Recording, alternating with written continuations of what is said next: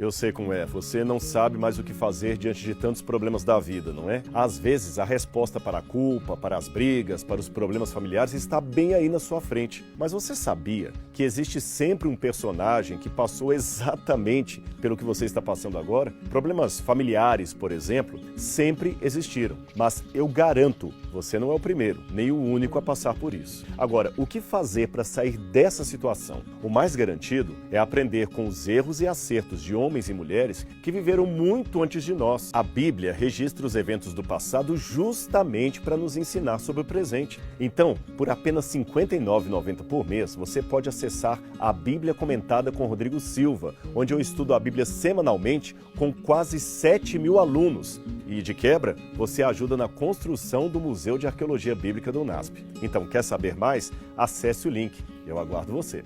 Você falou de antissemitismo, o Museu do Holocausto lá é pesado, né? É pesado. Bem pesado.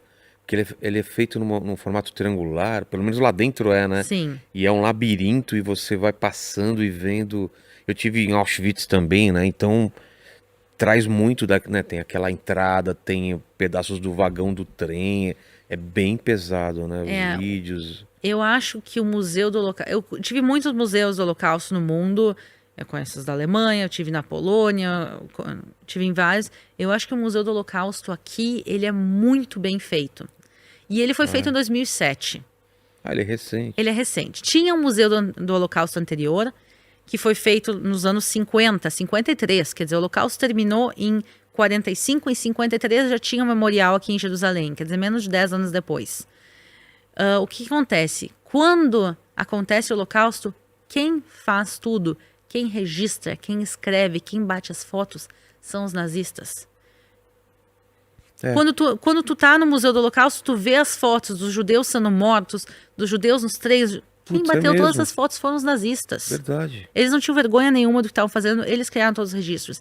Então, normalmente, quando o Museu do Holocausto conta a história, ele conta a história através dos olhos de quem escreveu a história, que são os nazistas. Então, não a favor deles, obviamente. E por que será que eles estavam mas registrando não isso? Você tem ideia? Sim, a gente sabe. Sabe? Eles queriam exterminar a raça judaica, como eles chamavam, e eles queriam fazer um museu da raça judaica e contar para as futuras gerações desse grupo étnico que foi exterminado. Sim. E eles não tinham vergonha nenhuma do que eles estavam fazendo. No final da guerra, quando eles se deram conta que eles estavam perdendo, aí eles começam a queimar todos os documentos. Tá. E queimar tudo, mas boa parte, eles fizeram tanto registro. O Holocausto foram 8 anos. Sem contar os 5 anos que Hitler estava no poder antes de começar o Holocausto.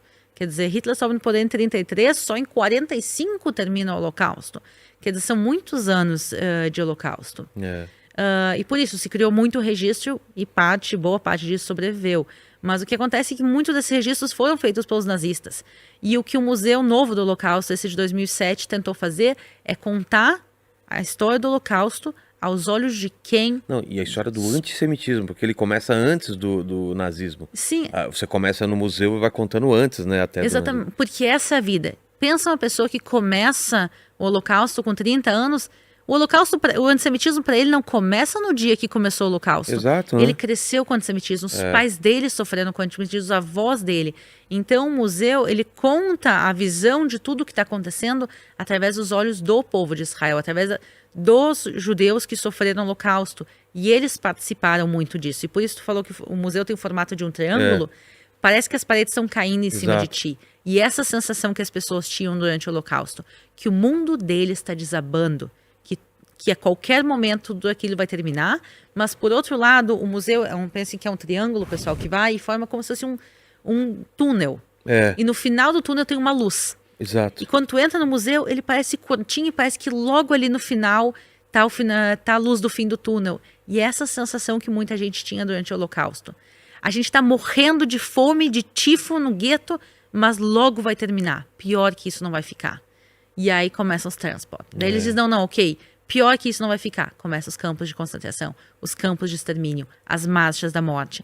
Quer dizer, todo tempo a pessoa acha que vai terminar e que logo vai chegar a luz do fim do túnel, e daí não, porque tu não tem como caminhar direto para a luz do fim do túnel. É um zigue-zague. Tu tem que passar um zigue-zague, tu não tem como sair do Museu do Holocausto sem passar por cada uma das salas laterais que são as fases do Holocausto. Putz, é verdade. E também os nazistas, eles fazem isso de propósito, porque eles não queriam rebeliões judaicas. Houveram rebeliões.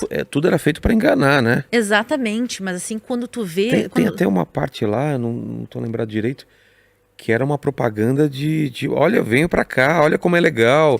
Sim, Tinha um eles lugar lá criaram que- um gueto inteiro que chamava o gueto de Theresienstadt, Exato. que era um gueto modelo, que Exato. eles fizeram um gueto onde as casas eram pintadas por fora, as ruas eram bonitas ou razoavelmente tinha bonitas. plantação.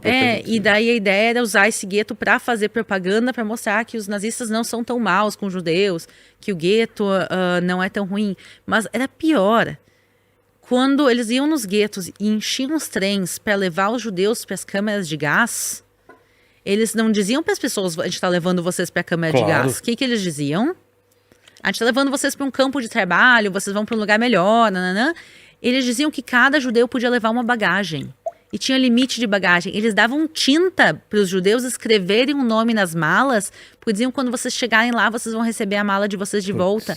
E os judeus ouvindo isso, eles subiam e diziam, olha, pior que o gueto não vai ficar, a luz do fim do túnel está chegando, eu posso levar uma bagagem. Eles pensavam, é ruim levar só uma bagagem toda a minha vida, mas é alguma coisa. Por que eles vão me deixar escrever meu nome da bagagem, comprar tinta, nos dar tinta para escrever, se eles não têm intenção de devolver? Quando Não tu entra tinha, numa né? câmara de gás, tem chuveiros. Porque eles, quando os judeus chegavam lá, a propósito, na entrada das câmaras de gás de Auschwitz, seguidamente tinha uma banda de música judaica tocando. Ué? A galera chegava, ouvia música judaica. E isso as pessoas chegavam e diziam, uau, tem música judaica, quer dizer, o lugar não pode ser tão ruim. E toda vez isso era para que eles não se rebelassem, não tentassem se revoltar contra os nazistas. Eles chegavam e diziam, não, vocês vão tomar um banho agora, porque vocês estão sujos, a gente vai desinfetar vocês. Eles entravam na câmara de gás, olhavam para cima, tinham chuveiros. O gás não saía pelos chuveiros. Os chuveiros estavam lá só para enganar as pessoas. Nas prateleiras podia ter sabão, sabonete. Então, é tudo uma ilusão. E essa ilusão os judeus sofreram, e também foi isso uma maneira que os nazistas conseguiram levar. No final, houveram rebeliões. Houve a rebelião do gueto de Varsóvia, o maior gueto, teve também a maior rebelião. Teve rebelião também em campos de extermínio, como Sobibor. Quer dizer, teve rebeliões, mas tu vê a ilusão deles, e aí tu vê a crueldade com que tudo foi feito. Não, putz, e as fotos, né, que eles tiravam de quando chegavam os judeus, né, tem aquelas fotos na entrada, assim. O pessoal não tinha ideia, ninguém tá com cara de terror naquelas fotos. O pessoal não tinha ideia do que ia acontecer, né, é bem impressionante. E é engraçado que não pode entrar criança, né. Meu filho não foi nesse, por exemplo, ele vai em todos os passeios, mas esse não foi, porque realmente não tem como, né? Não, a idade mínima para entrar no Museu do Holocausto é 10 anos e só com acompanhamento dos pais. Exato. Até 12 anos pode entrar sem os pais. E realmente, porque é um museu chocante. O objetivo do museu não é fazer as pessoas chorarem. O Museu do Holocausto, o objetivo dele é fazer as pessoas entenderem como aconteceu, por que aconteceu tem gente e como evitar. Que você já levou lá que... eu não imaginava que era assim, eu achava que era exagero. Tem gente que ainda pensava assim ou não? Eu vou dizer que muita gente, mas não por maldade e mais por ignorância mesmo. Eu acho eu sabia que tinham matado judeus porque no a galera às vezes Holocausto. escuta uma coisa ou outra, né? Não... Assim eu vou dizer, eu sabia que tinham matado judeus no Holocausto, mas eu não sabia que eram tantos, não sabia que era assim. Sim, isso acontece bastante. Eu vejo isso nos meus grupos, o pessoal... 99% das pessoas terminam a visita comigo no museu e dizem, uau, eu não sabia que foi dessa maneira. E seguidamente tem gente, não sabia que era tanto, assim. Às vezes tu vê que as pessoas assim, não tinham a menor ideia do que era, só tinham ouvido falar de longe, talvez visto algum filme, a lista de Schindler, alguma coisa. Não entende que foi uma máquina de extermínio. Uma máquina de extermínio. E cada vez ela foi melhorando, ela foi ficando mais eficiente, né? Porque tinha que matar mais pessoas com menor custo e o mais rápido possível. Sim, eles fazem todos os cálculos de como, quando... É veneno para matar rato, né? Zyklon B é o nome do veneno e é veneno de rato. Então foram fases diferentes do Holocausto, os nazistas foram desenvolvendo o Holocausto também. Eu acho uma visita muito importante também, porque infelizmente a humanidade não passou disso, quer dizer... Infelizmente, ainda tem povos perseguidos até os dias de hoje. Ainda assim, a gente vê genocídios acontecendo. Ninguém fala o que está acontecendo no Iêmen. A galera já esqueceu do que está acontecendo na Síria também. Quer dizer, o antissemitismo não desapareceu. Ao contrário, nos últimos 5 anos, o antissemitismo cresceu muito, muito, muito. Na Europa, Você tem teoria por quê? Ou não? Várias coisas. Eu acho que quanto mais a gente vai se afastando do Holocausto, mais as pessoas sentem legitimidade de ser antissemitas. Eu acho que o pós-Holocausto, principalmente ali os anos 60, 70, teve um choque muito grande quando as pessoas descobrem.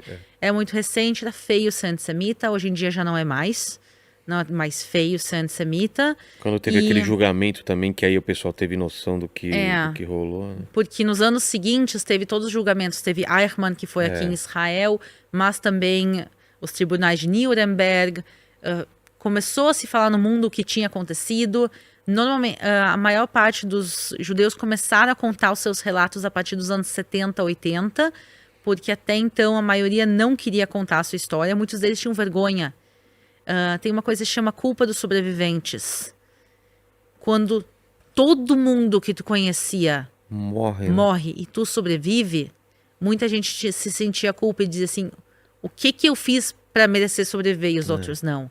Então muitos deles não queriam contar as histórias e só depois, demorou bastante tempo para eles começarem a contar. Mas na realidade a gente está se afastando do Holocausto e as pessoas estão se sentindo cada vez mais legítimos de ser antissemitas. E também a gente está vendo, infelizmente, as redes sociais têm muita influência negativa nisso. Teorias conspiratórias rolam solto na internet em relação ao judaísmo. Tipo... Os judeus controlam os bancos e a vacina do Covid foi por causa dos judeus. Umas coisas que não tem nem pé nem cabeça, mas que infelizmente muita gente acredita. Eu